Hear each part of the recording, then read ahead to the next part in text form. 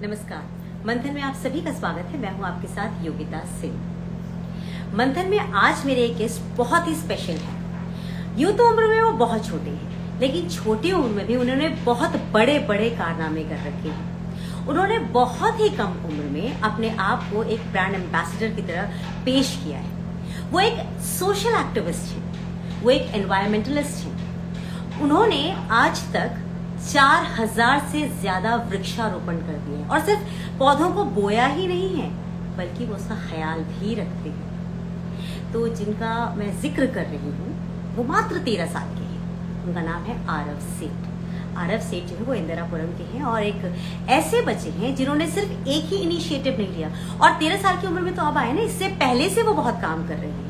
तो एक नन्हे से बच्चे ने बहुत कुछ कर लिया और वो गाइडेंस हमें दे रहे हैं कि अब हमें क्या करना चाहिए।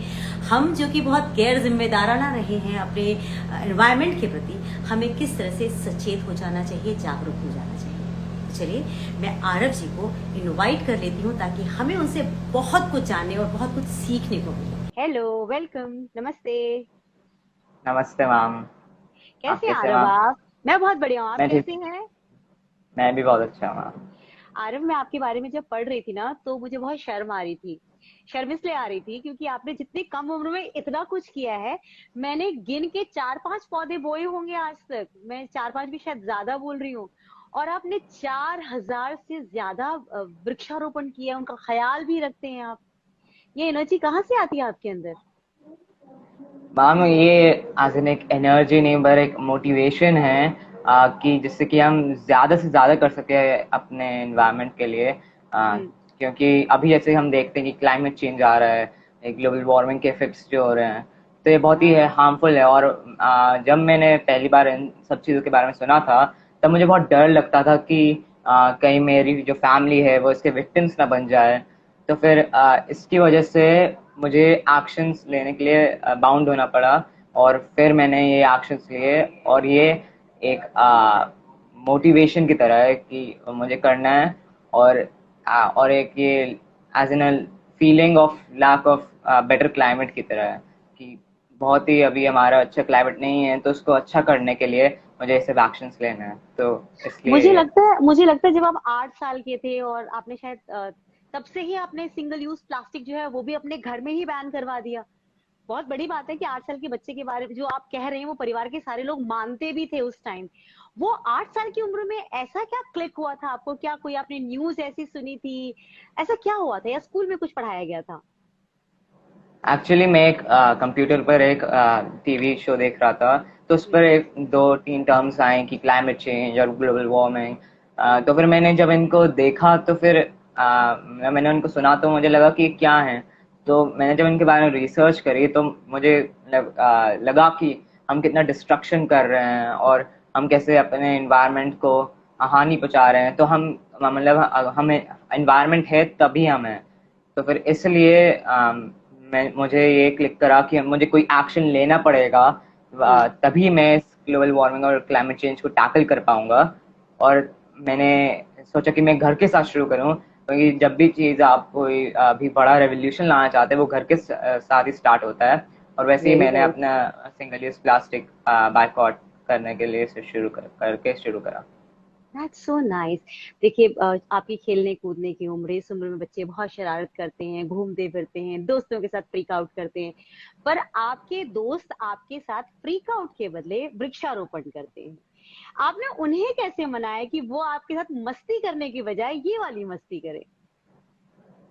हम मतलब वैसे भी मस्ती करते, पर मैंने उनको कन्विंस करा था कि उनको भी बताया था। वो पहले से वो जानते थे कि क्लाइमेट चेंज और ग्लोबल वार्मिंग क्या है, मतलब आई थिंक सभी लोग जानते हैं। पर जो एक्शन लेने का जो मोटिवेशन है और जो इंस्पिरेशन मैंने जो उनको दी है, तो फिर वो उसकी वजह से वो कन्विंस हुए। और मैंने उनको मतलब उनको रीच आउट भी करा कि आप ज्वाइन करो मेरी प्लांटेशंस, मेरी ड्राइव्स ज्वाइन करो, जिससे कि हम एक बेटर क्लाइमेट बना पाएँ और हम एक स्टेप ले पाएँ क्लाइमेट चेंज को सॉल्व करने के लिए। क्योंकि अगर हम अवेयर भी हो जाते हैं और हम कुछ करते नहीं हैं, तो उस अवेयरनेस को कोई फ़ायदा नहीं है। तो इसलिए मैं वेरी उनकी अवेयरनेस को एक एक्शन में लाना चाहता था। Very nice. आपके दोस्तों के बारे में आपसे और भी कुछ पूछूंगी, लेकिन उससे पहले मुझे इतना और पता है आपके बारे में कि आप सिर्फ एक वृक्षारोपण यानी जो प्लांट ट्रीज जो है उसको प्लांटेशन का ही सिर्फ एक ड्राइव नहीं चला रहे, और भी बहुत कुछ कर रहे हैं। तो आप अपने और जो इनिशिएटिव्स हैं उसके बारे में भी प्लीज बताइए। हाँ जी, श्योर। सो ये जो पहला मैंने एक फाउंडेशन बना रखी है, वी राइज टुगेदर फाउंडेशन। सो हम्म। वो एक ऑर्गेनाइजेशन है जो कि एनवायरमेंटल और सोशल इश्यूज को टैकल करने के लिए काम करती है। हम्म। सो उसमें हम 3 इनिशिएटिव्स पर काम कर रहे हैं: Sunday for secure future, helping hands and she hygiene. तो हम्म। संडे फॉर सिक्योर फ्यूचर में बेसिकली यही है कि हम मोटिवेट करते हैं यंग पीपल को कि वो जाएं और एक क्लाइमेट एक्शन ले एवरी संडे। और हम ये खुद भी एक क्लाइमेट एक्शन लेते हैं हर संडे पौधारोपण करके। और हम जो हेल्पिंग हैंड्स है उसमें हम जो जैसे कि यूज्ड आइटम्स होते हैं, जैसे कि यूज बुक्स हो गई, यूज्ड हम्म। क्लोथ्स हो गए, यूज बोर्ड गेम्स हो गए, तो हम ये नेबर से कलेक्ट करते हैं और इनको हम्म। हम अंडर प्रिविलेज चिल्ड्रन को देते हैं। हमने मतलब कुछ दिन पहले हमने पैम्फलेट्स भी बांटे थे जिससे कि नेबर्स हमें कॉल कर सकें अगर कोई उनके पास एज इन कोई यूज्ड आइटम है देने को, और फिर हम उनको उनके घर पर जाकर लेते हैं। और फिर अभी तक हमने मोर देन 200 बच्चों को इस इनिशिएटिव के थ्रू बेनिफिट करा है। उनको एक सोर्स दिया है एजुकेशन का, एक एंटरटेनमेंट का, जिससे कि वो प्रॉस्पर कर पाए। क्योंकि काफ़ी सारे जो अंडर प्रिविलेज चिल्ड्रन हैं उनके हम्म। पास रिसोर्सेज नहीं है कि वो ऑनलाइन कनेक्ट कर पाएँ अपने स्कूल से, वेरी नाइस। या फिर उनके पास यही भी रिसोर्सेज नहीं है कि वो स्कूल जा पाएँ। तो हमने उनको ये रिसोर्सेज प्रोवाइड करे हैं। और जैसे आपको पैंडेमिक में अभी जैसे कि अभी पैंडेमिक में काफ़ी सारे जो लड़कियां हैं और काफ़ी सारे जो वुमेन हैं उनको अनहाइजीनिक मेंस्ट्रुएशन प्रैक्टिस करने में फोर्स कर दिया, पैंडेमिक ने पुश कर दिया। तो फिर हम इसका भी एक सोल्यूशन निकाला है हमने कि हम बायोडिग्रेडेबल सैनिटरी पैड्स हम उनको खरीदते हैं डोनेशंस के थ्रू, और फिर हम हम्म। उनको ये बायोडिग्रेडेबल सैनिटरी पैड्स देते हैं और उनको एजुकेट भी करते हैं मेंस्ट्रुअल हाइजीन के बारे में कि वो क्यों इम्पोर्टेंट है बायोलॉजिकल प्रोसेसेस में, और उनकी हेल्थ इस पर निर्भर करती है, कैसे निर्भर करती है। हम्म। आ, और हमने अभी तक इस इनिशिएटिव के थ्रू मोर देन 600 गर्ल्स को बेनिफिट करा है, और हम 200 गर्ल्स पर मंथ उनको सैनिटरी पैड्स दे रहे हैं, जो भी अंडर वाह। प्रिविलेज गर्ल्स और वुमेन है हमारे एरिया में। और हम ये भी ध्यान रखते हैं कि जैसे कि एक स्कूल को, अंडर प्रिविलेज स्कूल को हमने कोई सैनिटरी पैड्स दिए हैं तो हम उनको देते ही जाएं वो सैनिटरी पैड्स। ऐसा नहीं है कि एक महीने दे दिए तो दूसरे महीने नहीं दिए, तो हम उनको हर महीने देते हैं और दूसरे लोगों को भी ऐड ऑन करते हैं इसमें। तो हम ऐसे कंटिन्यू दैट्स रखते हैं। गुड। That's good. आरव, जो आप इनिशिएटिव आपने जो मुझे तीनों बताए हैं, इनमें से सबसे मुश्किल इनिशिएटिव मुझे तो लग रहा है जो शी हाइजीन वाला है वो सबसे मुश्किल वाला इनिशिएटिव है, क्योंकि उसमें आप अभी एक बच्चे हैं, लड़के हैं। इस उम्र में अधिकतर लड़कों को तो बताया भी नहीं जाता है इसके बारे में, फैमिली खुद इतना रुकती है कि बच्चों को बताए, कैसे उन्हें एजुकेट करें। लेकिन आप खुद आगे बढ़कर के सोसाइटी में इस तरह से काम कर रहे हैं। तो आप मुझे ये बताइए कि जब आपको पहली बार इस पर बोलना पड़ा, है ना, मेंस्ट्रुअल हाइजीन के ऊपर, was it an easy thing for you, या आपको भी बहुत हिचकिचाहट, बहुत अजीब लगा था कि मैं कैसे बात करूंगा, ऐसा कुछ था? नहीं, मैं हमेशा से मतलब मेरी मम्मी पापा बहुत ही ओपन रहे हैं इसके बारे में। मतलब मेरी मम्मी ने आई थिंक मुझे जब मैं 6 क्लास में था तभी बता दिया था मेंस्ट्रुएशन के बारे में। तब से नाइस। मतलब मुझे ऐसी कोई हेजिटेशन नहीं हुई कि मैं इसके बारे में बात ना करूं या फिर इसके बारे में अवेयरनेस ना फैलाऊं। तो फिर एज इन कोई हेजिटेशन नहीं थी। मैं बस अपने काम लवली। पर फोकस रहा, और फिर मैंने मेंस्ट्रुअल हाइजीन प्रोवाइड करने के लिए सैनिटरी पैड्स शी हाइजीन कर दिया। अच्छा, आप ब्रांड चाइल्ड एम्बेसडर भी हैं सस्टेनेबल डेवलपमेंट गोल्स चौपाल, ये क्या है, जरा मुझे इसके बारे में बताइएगा। तो एसजी चौपाल एक ऑर्गेनाइजेशन है जो कि नागरिक फाउंडेशन जो आपने सुना होगा, हम्म। उसकी एक चाइल्ड ऑर्गेनाइजेशन है जिसमें वो एसडीजीज को अकम्प्लिश करने के लिए जो हमारे यूएन एसडीजीज हैं, हम्म। जो कि एक रियो समिट में बनाए गए थे, जिससे कि और जो हमें 2030 तक अकम्प्लिश करने हैं, उस पर काम करता है SD Chaupal. Specially rural economic development, social development और इन्वायरमेंटल डेवलपमेंट पर फोकस करते हैं। और मैं सिर्फ एसडीजी चौपाल से रिलेटेड नहीं हूँ, मतलब मैं दूसरे ऑर्गेनाइजेशन से भी रिलेटेड हूँ जो कि एसडीजीज पर काम करते हैं, और मैं खुद भी एसडीजी 1, 2, 3, 4 एंड 13 एंड 15 पर काम करता हूँ। तो फिर अभी और मेरे फ्रेंड्स भी काफ़ी सारे इसमें इंक्लूडेड हैं, जो कि ऑनलाइन फ्रेंड्स हो गए, वो भी एसडीजी चौपाल के एक पार्ट हैं। तो फिर क्या। आरव, कैसे इतना काम कैसे करते हैं आप? का मतलब सीधी सी बात है कि पढ़ाई लिखाई का टाइम भी होता है, वो वो उस पर इफेक्ट होता है आपके इन सारे इनिशिएटिव्स को लेकर के? कभी ऐसा हुआ कि मुझे पढ़ना भी है, मुझे अभी लेक्चर भी देना है, आप ऑनलाइन भी मैंने देखा कि आप कई सारे वेबिनार्स वगैरह भी करते रहते हैं, तो आपको कुछ प्रॉब्लम नहीं होती इन चीजों को मैनेज करने में और हैंडल करने में? अभी जो अभी ज़्यादा काम आया है वो अभी 2020 और 21 में आया, जब ऑनलाइन क्लासेस चल रही थी। तो फिर अभी तो मैं मैनेज कर रहा था किसी तरीके से। तो फिर मैं मतलब टाइम मैनेजमेंट पर बहुत ही ध्यान दिया था मैंने कि अभी मैं ऐसे ऐसे मतलब इतना काम करूँगा स्कूल का, हम्म। और फिर मैं एनवायरनमेंट का काम करूँगा, अपनी ऑर्गेनाइजेशन का काम करूँगा। हम्म। और फिर बस मैं ऐसे ही करता गया। और मतलब काफ़ी सारी हर्डल्स भी आती कभी कभार की, जैसे कि मुझे एक दिन में कभी कभार 3-4 इवेंट्स भी करने पड़ जाते हैं। पर मैं इंश्योर करता हूँ कि मेरी स्टडीज़ पर इसका इफेक्ट ना जाए। और आई थिंक ये अभी वर्क कर रहा है, क्योंकि मेरे जो भी मार्क्स होते हैं एग्ज़ाम में वो काफ़ी अच्छे आते हैं, और मैं हमेशा से एक स्टूडियस बच्चा रहा हूँ। तो फिर मैं लवली। मैनेज कर लेता हूँ किसी तरह। और या मैं that's time so good. Management के through manage. That's so good. मैंने ये भी देखा कि आप लोगों को ना बहुत मोटिवेट करते हैं कि आप लोग प्लान्स एक दूसरे को गिफ्ट करें, है ना, रिटर्न गिफ्ट में भी आप प्लान्स दें। तो ये आइडिया आपको कहाँ से आया? आपने क्यों सोचा कि हमें प्लान्स ही गिफ्ट करने चाहिए?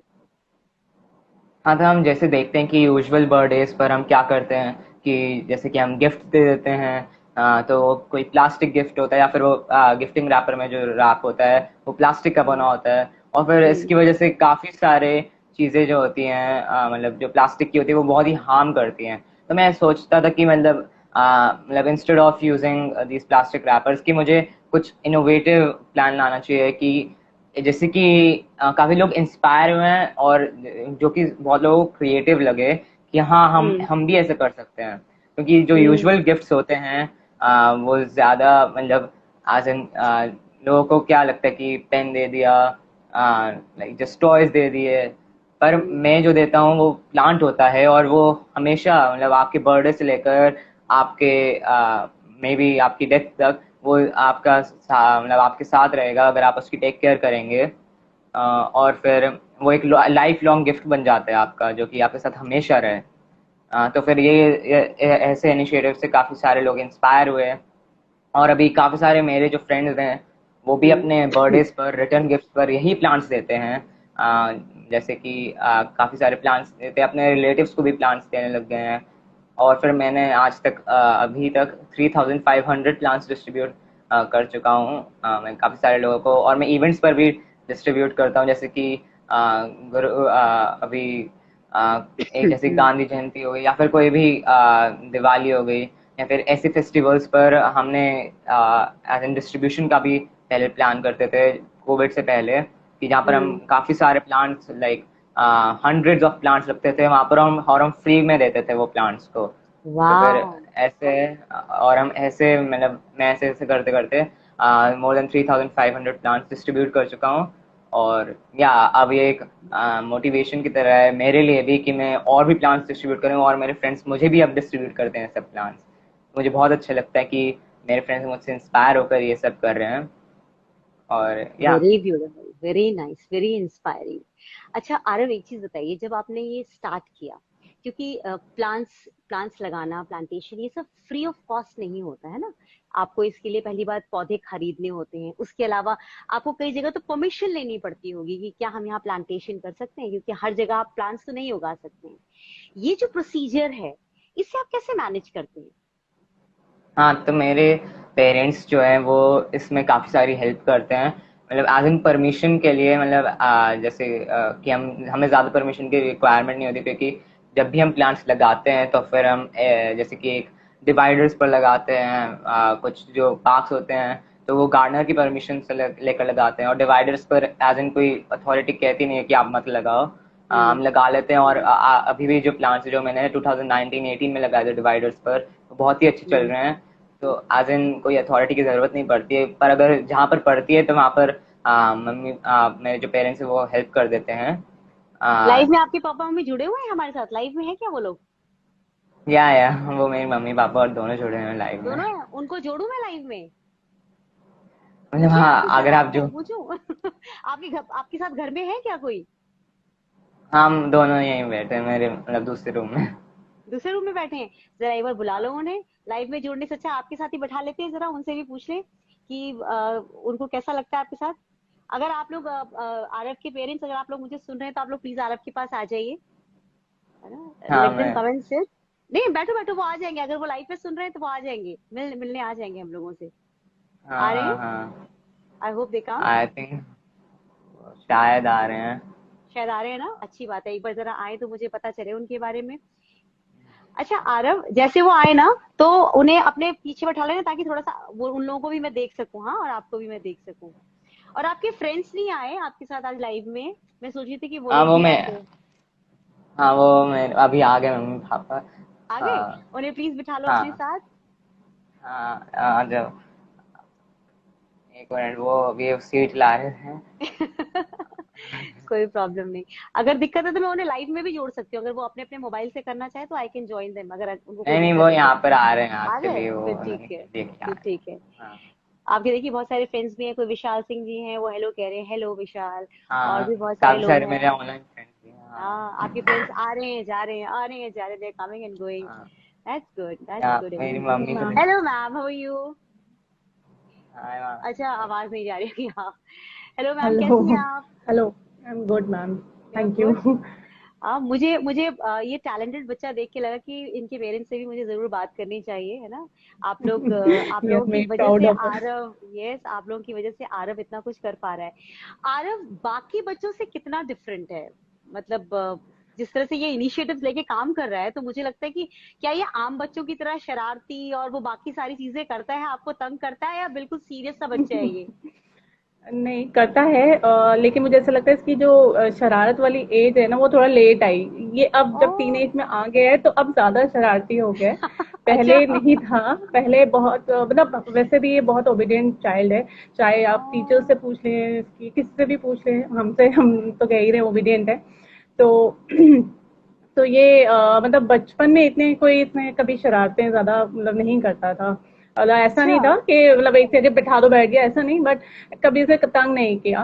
एंड अब लवली। करता है थोड़े बहुत, क्योंकि करना भी चाहिए। मैं लेकिन उसको काफी हाँ। कहती हूँ कि जो तुम्हें पहले करना चाहिए था वो तुम अब कर रहे हो। और लेकिन आई थिंक इसका सारा ऐसे ही है, जो लोग मैच्योर होके करते हैं, एडल्ट हुड में करते हैं, ये बचपन से कर रहा है। तो I so think nice. There is a difference. हाँ, ये दैट्स सो डिफरेंस नाइस। बस अभी इसमें। अभी हमारे लाइव में ना भोजपुरी फिल्म के एक बहुत जाने माने विलन हैं, संजय पांडे जी, वो हमारे साथ ज्वाइन हो रहे हैं। आरव ओके। को भी, वो भी देख रहे हैं आरव को। Aarav, he is one of the very most renowned actors in Bhojpuri film, और हिंदी फिल्मों में भी काम करते हैं वो। तो वो भी जुड़े हुए ओके। हैं आरव को देखने के लिए, just come to see you.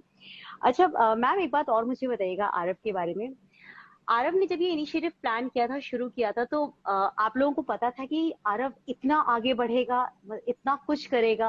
क्योंकि मुझे पता है कि इसमें इन्वेस्टमेंट भी बहुत ज्यादा है, आप लोगों के हेल्प की भी बहुत ज्यादा जरूरत पड़ती होगी आरव को। तो हाउ राइट डिफिकल्ट राइट। या how easy was it for you all? नहीं, हमने इसको एक्चुअली कभी इतना डिफिकल्ट सोच के कभी स्टार्ट ही नहीं करा था। ये इंस्टेंटली मतलब इन्वॉल्वमेंट हो गया, और हमें पता भी नहीं था कि हम इतने दूर तक आ जाएंगे। काफ़ी हम लोगों को लाइक जब हम लोगों ने ये स्टार्ट किया, काफ़ी हम लोगों को और भी इस कम्युनिटी से जुड़े हुए लोग मिले जिन्होंने हमें गाइड भी करा।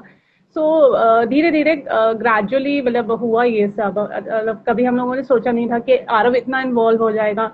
और जब से एसडीजी चौपाल से ये जुड़ा, या एसडीजीज के बारे में इसने प्रमोट करना शुरू किया, तो ये ऑनलाइन, मैं जब से कहूँगी कि जब से हुए हैं वर्चुअल हम्म। विजिबिलिटी जब से हुई है, तब से थोड़ा ज़्यादा डेफिनेटली हो गया। एंड तब से हम लोगों को भी ये मोटिवेशन ज़्यादा है कि हाँ, मतलब वी शुड डू, और कभी फिर यही हो गया कि मतलब ये आगे बढ़ता रहा, फिर there was no looking back. तो हमने कभी That's ऐसे तो नहीं प्लान करा था, ये सोचा नहीं था ऐसे।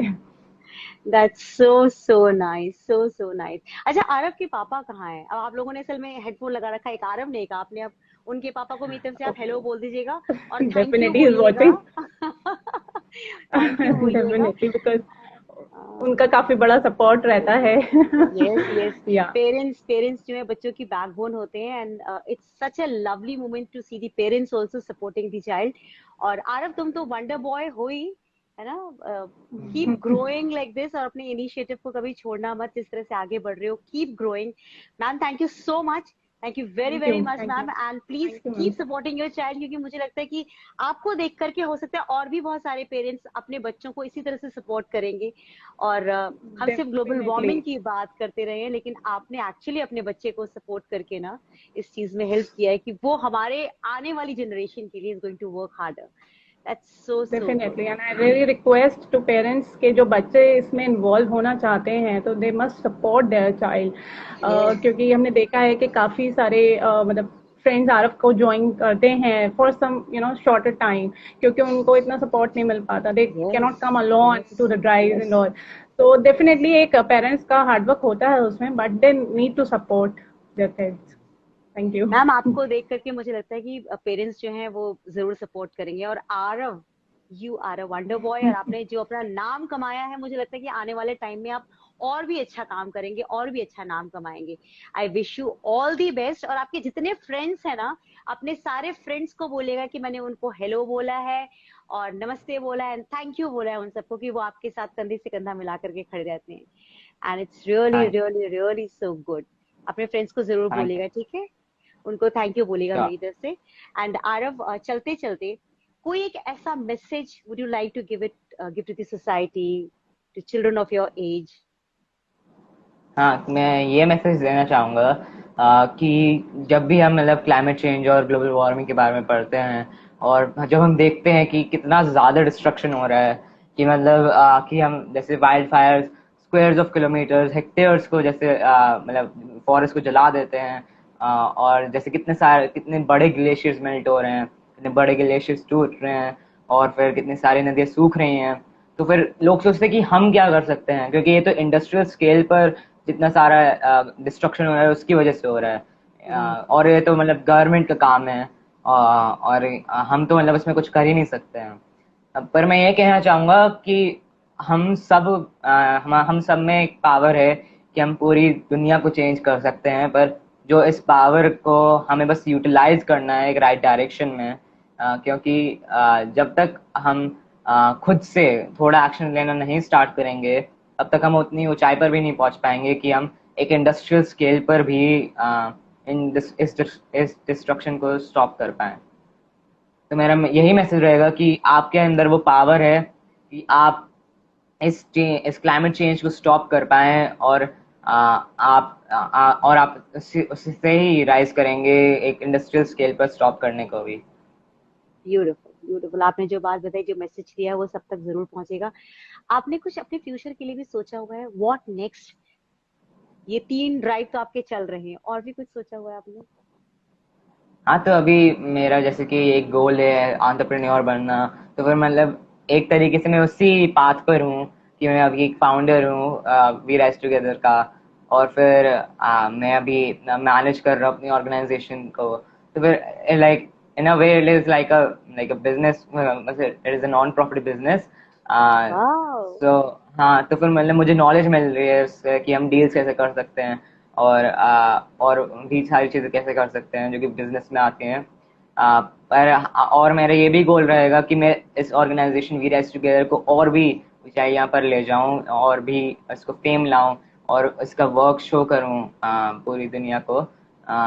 और या कि मैं चेंज ला पाऊं पूरे वर्ल्ड में, और फिर इस क्लाइमेट चेंज से हमें छुटकारा मिले। क्योंकि जैसे कि हम देखते हैं कि हर साल ये क्लाइमेट चेंज बदतर से बदतर होता जा रहा है, और मैं इसको रोकना चाहता हूँ। जरूर रुकेगा। जिस हौसले के साथ आप आगे बढ़ रहे हैं, मुझे लगता है कि आपके फ्रेंड्स तो बदल ही रहे हैं, हम भी जितने लोग सुन रहे हैं, देख रहे हैं, हम भी आपको फॉलो करेंगे एंड विल ट्राई टू अपनी तरफ से जो हम कर सकते हैं क्लाइमेट के लिए, छोटे छोटे कदम से ही सही, हम मिल करके आपके साथ चलेंगे। Thank you so much Aarav, thank you very much. Keep growing like this and keep going ahead with your initiatives. I wish you all the thank best. You, thank you Take ma'am. care, Arav. Take care. और अपने सारे friends को hello और thank you बोल दो, जो आपके साथ जुड़े हैं, उन सबको थैंक यू बोल दीजिए अब आप। श्योर।